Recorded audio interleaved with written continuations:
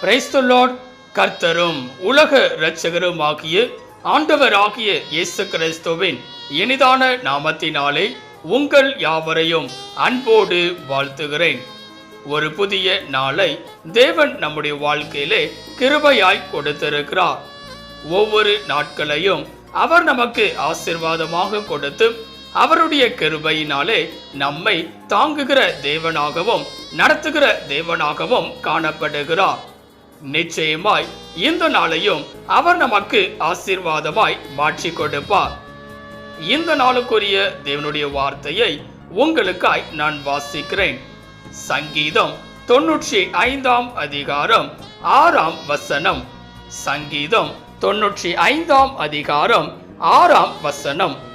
நம்மை உண்டாக்கின கர்த்தருக்கு முன்பாக நாம் பணிந்து குனிந்து முழங்கால் படியிட கடவோம் வாருங்கள்.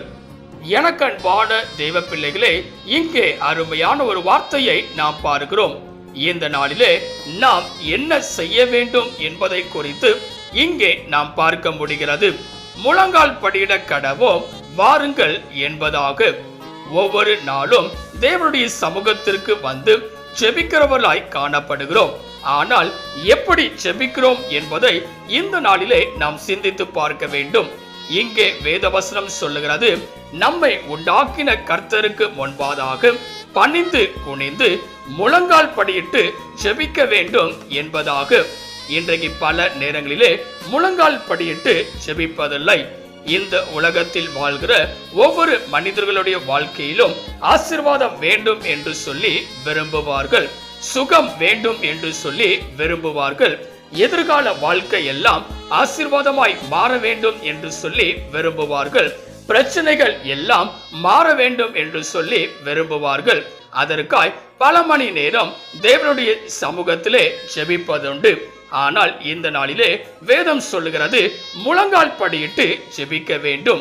ஆம் பிரியமானவர்களே, முழங்கால் யுத்தத்திற்கு, முழங்கால் ஜெபத்திற்கு என் தேவன் பெரிதான ஆசீர்வாதங்களை தருகிற தேவனாய் இருக்கிறார். முழங்கால் ஜெபத்திற்கு உடனடியாய் என் தேவன் அற்புதங்களை செய்கிறவராய் காணப்படுகிறார். வேதத்திலும் அநேக இடங்களிலே முழங்கால் படியிட்டு தேவனை நோக்கி பார்க்கிற ஒவ்வொரு பிள்ளைகளுடைய வாழ்க்கையிலும் ஆசீர்வாதங்கள் உண்டாயிருக்கிறது. இந்த காலவெளியிலே நிச்சயமாய் நம்முடைய வாழ்க்கையிலும் கூட முழங்கால் படியிட்டு தேவனுடைய சமூகத்திலே வந்து இருப்போம் என்றால் நிச்சயமாய் கர்த்தர் நம்முடைய வாழ்க்கையின் எல்லா சூழ்நிலைகளையும் மாற்றுகிறவராக காணப்படுவார். வேதத்திலே மார்க் எழுதின சுவிசேஷம் 1 அதிகாரம் 40 வசனத்தை வாசிக்கும் போது வேதம் இவ்வனமாய் சொல்லுகிறது. மார்க் எழுதின சுவிசேஷம் 1 அதிகாரம் 40 வசனத்திலே, அப்பொழுது குஷ்டரோகி ஒருவன் அவரிடத்தில் வந்து அவர் முன்பாக முழங்கால் படியிட்டு, உமக்கு சித்தமானால் என்னை சுத்தமாக்க உம்மால் ஆகும் என்று வேண்டிக் கொண்டான். இங்கே பார்க்கும் போது முதலாவதாக குஷ்டரோகியான ஒரு மனிதன் தேவனுக்கு முன்பதாய் வந்து முழங்கால் படியிட்டு அவரை நோக்கி வேண்டிக் கொள்ளுகிறான். தன்னுடைய வாழ்க்கையில காணப்பட்டதான இந்த வியாதியானது நீங்க வேண்டும் என்று சொல்லி முழங்கால் படியிட்டு வேண்டிக் கொள்ளுகிறான். தேவன் செய்த காரியத்தை நாம் தொடர்ந்து வாசிக்கும் போது வேதம் சொல்லுகிறது, அவனுடைய குஷ்டரோகம் நீங்கிச்சு. இந்த காலவெளியிலே நம்முடைய வாழ்க்கையிலும் கூட ஆசீர்வாதங்கள் வேண்டுமென்றால், அற்புதமான காரியங்கள் நடைபெற வேண்டுமென்றால் அதிகாலையிலே தேவனுடைய சமூகத்திற்கு வந்து அவருடைய பாதத்திலே முழங்கால் படியிட்டு ஜெபிக்கிறவர்களாய் இருக்க வேண்டும். இன்றைக்கு பல நேரங்களிலே முழங்கால் போடுவதற்கு மிகவும் கஷ்டப்படுகிறவர்களாய் இருக்கிறோம். ஆனால் அப்படிப்பட்டவர்களாய் இராதபடிக்கு தேவனுடைய சமூகத்தில் முழங்கால் படியிட்டு காத்திருப்பவர்களாய் இருக்க வேண்டும். நிச்சயமாய் தேவன் நம்முடைய வாழ்க்கையிலே அற்புதங்களை செய்கிறவராய் காணப்படுவார். இன்னும் வேதத்தில் வாசிக்கும் போது மத்தேயு எழுதின சுவிசேஷம் 17 அதிகாரம் 14 வசனத்தையும் 15 வசனத்தையும் வாசிக்கும் போது மத்தேயு 17 அதிகாரம் 14 வசனத்திலே, அவர்கள் ஜனங்களிடத்தில் வந்தபோது ஒரு மனுஷன் அவரிடத்தில் வந்து அவர் முன்பாக முழங்கால் படியிட்டு, ஆண்டவரே, என் மகனுக்கு இரங்கும், அவன் சந்திரரோகியாய் கொடிய வேதனைப்படுகிறான், அடிக்கடி தீயிலும் அடிக்கடி ஜலத்திலும் விழுகிறான். இங்கே பார்க்கும்போது பிசாசு பிடித்திருந்த தன் மகனுக்காக ஒரு மனிதன் ஆண்டவருடைய சமூகத்திற்கு வந்து முழங்கால் படியிட்டு வேண்டிக் கொள்ளுகிறார். அவனை விட்டு பிசாசு நீங்க வேண்டும் என்று சொல்லி அவன் வேண்டிக் கொள்ளுகிறான். வேதம் சொல்கிறது, என் ஆண்டவராகிய இயேசு கிறிஸ்து அந்த பிசாசை அதட்டுகிறார். அது நிமித்தமாய் அவன் சுகம் பெற்றவனாக, விடுதலை பெற்றவனாக காணப்படுகிறான். ஆம் பிரியமானவர்களே, தேவன் ஒவ்வொரு பிள்ளைகளையும் சுகமாக்குகிற தேவனாக காணப்படுகிறார், விடுதலையை கொடுக்கிற தேவனாய் காணப்படுகிறார். ஆனால் எந்த சூழ்நிலைகளிலே என்று சொல்லி இங்கே பார்க்கும்போது அந்த மனிதன் தேவனுடைய சமூகத்திற்கு வந்து முழங்கால் படியிட்டு வேண்டிக் கொள்ளுகிறான். இந்த நாளிலே நாமும் ஒவ்வொரு நாளும் தேவனுடைய சமூகத்தில் முழங்கால் படியிட்டு வேண்டுதல் செய்கிறவர்களாக, விண்ணப்பங்களை ஏறெடுப்பவர்களாய் காணப்பட வேண்டும். அப்பொழுது கர்த்தர் நம்முடைய வாழ்க்கையிலே காணப்படுகிறதான எல்லா விதமான கட்டுகளிலும் இருந்து விடுதலை கொடுக்கிற தேவனாய் காணப்படுவார். அப்போஸ்தலர் 9ஆம் அதிகாரம் 40ஆம் வசனத்தை வாசிக்கும் போது வேதம் இவ்வனமாய் சொல்லுகிறது. அப்போஸ்தலர் 9ஆம் அதிகாரம் 40ஆம் வசனத்திலே, பேதுரு எல்லாரையும் வெளியே போக செய்து முழங்கால் படியிட்டு ஜெபம் பண்ணி பிரேதத்தின் புறமாய் திரும்பி, தபித்தாளே எழுந்திரு என்றான்.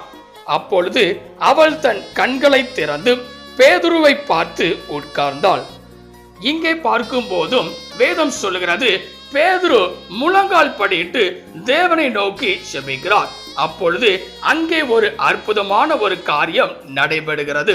மரித்தவள் உயிரோடே எழும்புகிற ஒரு காரியம். இந்த நாளிலே தேவனால் கூடாத காரியம் ஒன்றுமில்லை. ஆனால் முழங்கால் யுத்தத்தை செய்பவர்களாய் நாம் இருக்க வேண்டும். முழங்கால் படியிட்டு தேவனை நோக்கி செபிப்பவர்களாய் இருக்க வேண்டும்.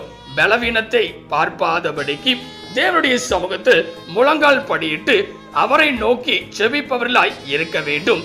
தானியேலை குறித்து நாம் பார்க்கும் போது வேதம் சொல்கிறது, 3 நேரமும் தினமும் அவர் செய்கிற வண்ணமாகவே முழங்கால் படியிட்டு செபிக்கிறவராய் காணப்படுகிறார்.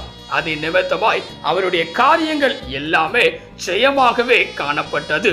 இந்த நாளிலே நம்முடைய வாழ்க்கையிலும் கூட ஆசீர்வாதம் வேண்டுமென்றால், சுகம் வேண்டுமென்றால், நம்முடைய காரியங்கள் எல்லாம் வாய்க்கப்பெற வேண்டுமென்றால், எப்பொழுதும் ஜெயம் நம்முடைய வாழ்க்கையிலே காணப்பட வேண்டுமென்றால் முழங்கால் படியிட்டு தேவனுடைய சமூகத்திலே செபிப்பவர்களாய் காணப்படுகிறோம். இந்த நாளிலே அப்படிப்பட்டவர்களாய் நாம் காணப்படுகிறோமா? முதலாவதாக முழங்கால் படியிட்டு நாம் செபிக்கும் போது கர்த்தரிடத்திலிருந்து அற்புதங்களை பெற்றுக்கொள்ள முடியும். தேவனுடைய சமூகத்திலே உங்களை அர்ப்பணிப்பீர்களா? செபிக்கலாம். கிருபையும் இரக்கமும் நிறைந்த எங்கள் அன்பின் பிதாவே, இந்த ஆசீர்வதிக்கப்பட்டதான நல்ல காலை வேளைக்காய் நன்றியோடு உம்மை துதிக்கிறோம், உம்மை ஸ்தோத்திரிக்கிறோம். நீர் கொடுத்த அற்புதமான உம்முடைய வார்த்தைக்காய் நன்றி செலுத்துகிறோம். முழங்கால் படியிட்டு ஜெபிக்கும் போது அற்புதமான காரியங்களை நீர் செய்கிறீர் என்று சொல்லி இந்த நாளிலே நாங்கள் பார்த்திருக்கிறோம். இந்த காலவேளையிலே இதை கேட்டுக்கொண்டிருக்கிற, இதை பார்த்து கொண்டிருக்கிற ஒவ்வொரு பிள்ளைகளும் தங்களுடைய வாழ்க்கையிலே முழங்கால் படியிட்டு செபிக்கும் போது அவர்களுடைய வாழ்க்கையில் பெரிதான காரியங்களை செய்கிற தேவனாய் நீர் இருக்கும்படியாய் நாங்கள் செபிக்கிறோம். நீரே அற்புதங்களை செய்கிற தேவனாய் கடந்து வருவீராக. உம்முடைய கரத்திலே முற்றிலுமாய் தாழ்த்தி தருகிறோம். இயேசுவின் நாமத்தில் செபிக்கிறோம் எங்கள் ஜீவனுள்ள நல்ல பிதாவே, ஆமென். கர்த்தர் தாமே இந்த வார்த்தையின் மூலமாய் உங்களை ஆசீர்வதித்து முழங்கால் படியிட்டு தேவனுடைய சமூகத்தை நோக்கி நீங்கள் செபிப்பீர்கள் என்றால் உங்களுடைய வாழ்க்கையிலே ஆசீர்வாதங்களை தருகிற தேவனாக அவர் காணப்படுவாராக. ஆமென். God bless you.